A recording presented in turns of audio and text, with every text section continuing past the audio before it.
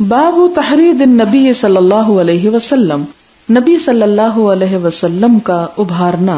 علی صلاۃ اللیل، رات کی نماز پر، والنوافل اور نوافل پر، من غیر ایجاب، بغیر واجب کیے، ایجاب یعنی واجب کیے، یعنی آپ اس کا شوق تو دلاتے، اٹھاتے بھی، لیکن لازم نہیں کرتے تھے، پیچھے نہیں پڑ جاتے تھے۔ وترک النبی صلی اللہ علیہ وسلم، اور کھٹکھٹایا نبی صلی اللہ علیہ وسلم نے، فاطمہ و علی رضی اللہ عنہما، حضرت فاطمہ اور حضرت علی رضی اللہ تعالی عنہ کو، یعنی ان کا دروازہ کھٹکھٹایا، لیلۃ للصلاۃ، ایک رات نماز کے لیے، ہمیشہ نہیں، یعنی ایک مرتبہ کھٹکھٹا دیا۔ پیچھے بھی آپ نے جو کتاب تقصیر الصلاۃ میں آپ نے آخری حدیث پڑھی، اس میں آپ دیکھتے ہیں کہ حضور صلی اللہ علیہ وسلم خود جاگتے تھے، حضرت عائشہ کو نہیں جگاتے تھے، یعنی اس سے بھی پتہ چلتا ہے کہ آپ کتنی شفقت اور رحمت اور محبت کرتے تھے کہ دوسرے کو تکلیف نہ دیں یا اذیت نہ دیں، کہ اگر کوئی سونا چاہتا ہے تو اس کو برا بھلا نہ کرے۔ ہم لوگوں کو اگر کبھی توفیق ہو جائے تو پھر سب حقیر نظر آنے لگتے ہیں کہ فلاں تہجد نہیں پڑھتا، فلاں نوافل نہیں پڑھتا، تو ایسا نہیں کرنا چاہیے۔ اگر آپ پڑھتے ہیں تو بہت اچھا کرتے ہیں، اور اگر کسی اور کو پڑھنے کی ہمت نہیں ہے تو اس کو آپ اپنے سے کمتر مت جانیں، یا اس کو تنگ نہ کریں یا ستائیں نہیں۔ اور یہاں پر بھی ہمیں کیا نظر آتا ہے کہ آپ صلی اللہ علیہ وسلم نے حضرت فاطمہ اور حضرت علی کو جگایا، لیکن فی لیلتن، یعنی ایک رات، لیلتن ایک رات، یعنی روز کی بات نہیں ملتی۔ اور ویسے جیسے آپ جانتے ہیں کہ اگر کوئی سو رہا تو اس کو جگانا یا اذیت دینا یا کوئی ایسی حرکت کرنا کہ جیسے دروازہ زور سے پٹکنا یا کوئی چیزیں اٹھانا رکھنا، یہ منع ہے، یہ اذیت دینے میں آتا ہے، اس اذیت میں جو ایک مسلمان کے لیے جائز نہیں کہ وہ اپنی زبان اور ہاتھ سے دوسرے کو تکلیف پہنچائے۔ حدثنا ابن مقاتل قال حدثنا عبداللہ قال اخبرنا معمر عن الزہری عن ہند بنت الحارث عن ام سلمہ رضی اللہ عنہا ان النبی صلی اللہ علیہ وسلم استيقظ لیلۃ، کہ ایک رات نبی صلی اللہ علیہ وسلم اٹھے، فقال سبحان اللہ، آپ نے فرمایا سبحان اللہ، ماذا انزل اللیلۃ من الفتنۃ، کہ آج کی رات کتنے فتنے اترے، ماذا انزل من الخزائن، اور آج کی رات کتنے خزانے اترے، یعنی رحمتیں، من یوقظ صواحب الحجرات، کون جگائے گا یہ حجروں والیوں کو، یعنی اپنی بیویوں کی طرف اشارہ کیا کہ ان کو کون جگائے گا، یعنی مراد یہ تھی کہ وہ بھی رحمت کا کچھ حصہ پالیں۔ پھر فرمایا یا رب کاسیۃ فی الدنیا، ہائے کئی پہننے والی دنیا میں، عاریۃ فی الآخرہ، ننگی ہوں گی آخرت میں، یعنی آخرت میں ان کو کوئی زینت کا لباس نہ ملے گا۔ یہ اصل میں ترغیب دلانے کا ایک طریقہ تھا، ایک احساس دلانے کا کہ آخرت کے لیے دنیا کے لباس نہیں چلیں گے، خواہ وہ کتنے ہی قیمتی اور کتنے ہی خوبصورت کیوں نہ ہو، وہاں کے لیے اس لباس کی ضرورت ہے جس کے لیے کبھی کبھار رات کو بھی اٹھنے کی توجہ کرنی چاہیے۔ اب یہ بڑی دلچسپ حدیث ہے۔ حدثنا ابو الیمان قال اخبرنا شعیب عن الزہری قال اخبرنی علی بن حسین ان حسین بن علی اخبرہ ان علی بن ابی طالب اخبرہ ان رسول اللہ صلی اللہ علیہ وسلم ترکہ وفاطمہ بنت نبی صلی اللہ علیہ وسلم لیلتن، کہ یہاں پر حضرت علی بن طالب روایت کرتے ہیں کہ ایک دفعہ نبی صلی اللہ علیہ وسلم نے ان کا دروازہ کھٹکھٹایا، اور حضرت فاطمہ بھی تھی جو حضور صلی اللہ علیہ وسلم کی بیٹی ہیں، لیلتن ایک رات، فقالا، تو فرمایا الا تصلیان، کیا تم دونوں نماز نہیں پڑھو گے، یعنی تہجد کے وقت انہیں بھی جگانے کی کوشش کی۔ فقلت یا رسول اللہ، تو حضرت علی کہتے ہیں میں نے کہا اے اللہ کے رسول صلی اللہ علیہ وسلم، انفسنا بید اللہ، ہماری جانیں اللہ کے ہاتھ میں ہیں، فاذا شاء، اگر وہ چاہے، ان یبعثنا، کہ اٹھائے ہم کو، بعثنا، تو اٹھا دے گا ہمیں، فانصرف، تو آپ چلے گئے، حین قلت ذلک، جب میں نے یہ کہا، یعنی آپ صلی اللہ علیہ وسلم نے کھڑے ہو کر بحث مباحثہ نہیں کیا اور کوئی جواب نہیں دیا۔ جب آپ نے اٹھانے کی کوشش کی تو انہوں نے کہا اللہ چاہے گا تو اٹھیں گے، جیسا کہ ہم عام طور پہ کہتے ہیں۔ فانصرف حین قلت ذلک، جب میں نے یہ کہا تو آپ چلے گئے، ولم یرجع الی شیئا، اور مجھ پہ کچھ نہیں لوٹایا، یعنی کوئی بات نہیں کہی۔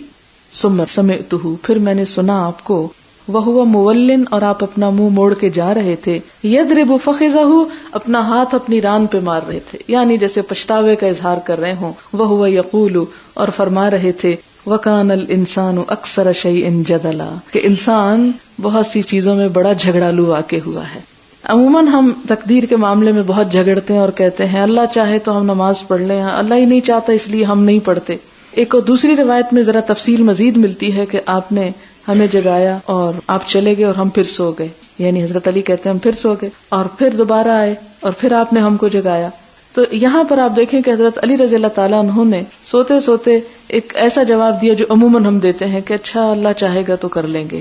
لیکن آپ صلی اللہ علیہ وسلم نے اگرچہ اسی وقت فوراً ان کو کچھ نہیں کہا لیکن اس کو پسند نہیں کیا، اور اس کا اظہار کس طرح ہوا کہ جب آپ منہ موڑ کے چلے گئے تو آپ نے یہ قرآن پاک کی آیت پڑھی. تو اس سے پتہ یہ چلتا ہے کہ بجائے اس کے کہ انسان تقدیر کے معاملے میں جھگڑتا رہے، وہ اپنی قسمت بنانے کے لیے اٹھ کر کچھ کرے بھی. اور یہاں یہ بھی پتہ چلتا ہے کہ ایک سویا ہوا شخص ہے تو اس کے ساتھ بحث مباحثہ جو ہے وہ نہیں کرنا چاہیے. عموماً ہم ایک لمبی کنورسیشن شروع کر دیتے ہیں اور بچوں کو بہت زیادہ زج کرتے ہیں. اس میں جگانے کا طریقہ یہ ہونا چاہیے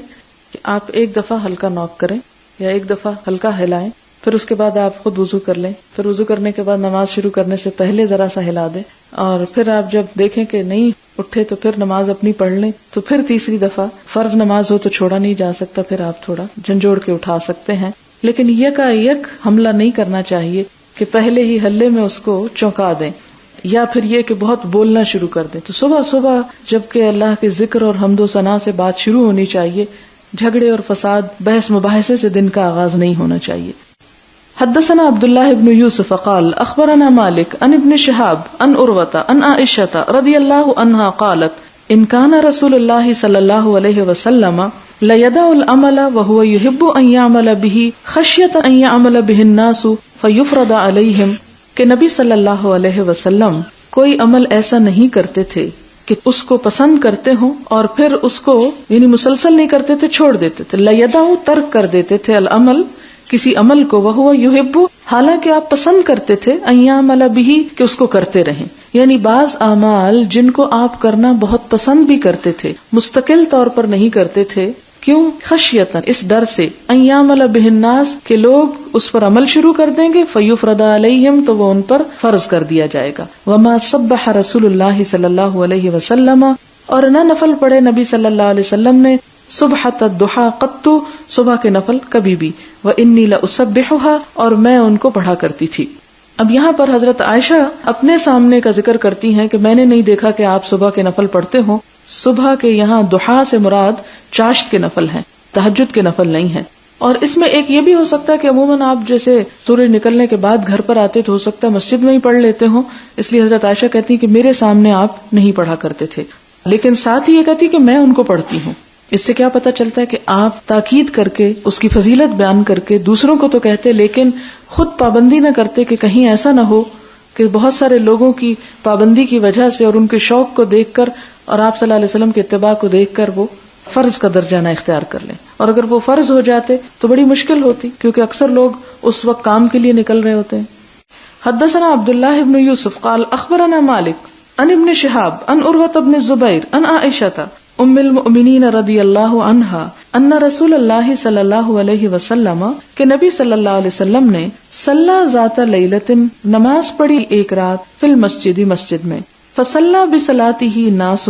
تو آپ کی نماز کے ساتھ اور لوگوں نے بھی نماز پڑھ لی. ثم صلی من القابلۃ پھر نماز پڑھی اگلی رات، قابلہ آنے والی یعنی، فکثر الناس تو بڑھ گئے لوگ، ثم اجتمعوا من اللیلۃ الثالثۃ پھر وہ جمع ہو گئے تیسری رات، اب الرابعۃ یا چوتھی رات، فلم یخرج الیہم رسول اللہ صلی اللہ علیہ وسلم تو نہ نکلے ان کی طرف حضور صلی اللہ علیہ وسلم. فلما اصبح پھر جب صبح ہوئی، قال قد رأیت الذی صنعتم آپ نے فرمایا میں نے دیکھا جو تم لوگوں نے کیا، ولم یمنعنی من الخروج الیکم اور نہیں روکا مجھ کو نکلنے سے تمہاری طرف، الا انی خشیت مگر مجھے ڈر ہوا، ان تفرض علیکم کہ فرض کر دی جائے گی تم پر یہ نماز، وذالک فی رمضان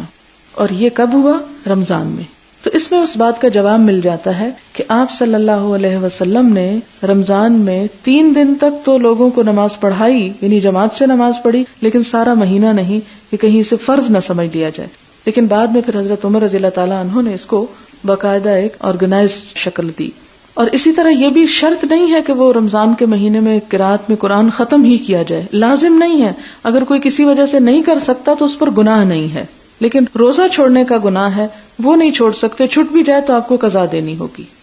تو یہ دونوں الگ الگ عبادتیں ہیں اور دونوں کا الگ الگ اجر ہے. اور یہاں اس بات کا بھی پتہ چلتا ہے کہ جو لوگ کہتے ہیں جی پورا مہینہ تراویح پڑھنا بدعت ہے، تو یہ بدعت میں نہیں آتا. آپ صلی اللہ علیہ وسلم نے اس سے روکا نہیں تھا، اور ساتھ ہی وجہ بھی بتا دی کہ میں اس لیے نہیں کر رہا کہ فرض ہو جائے گی تم پر، لیکن کرنے والوں کو اس سے ایک طرح سے روکا نہیں ہے.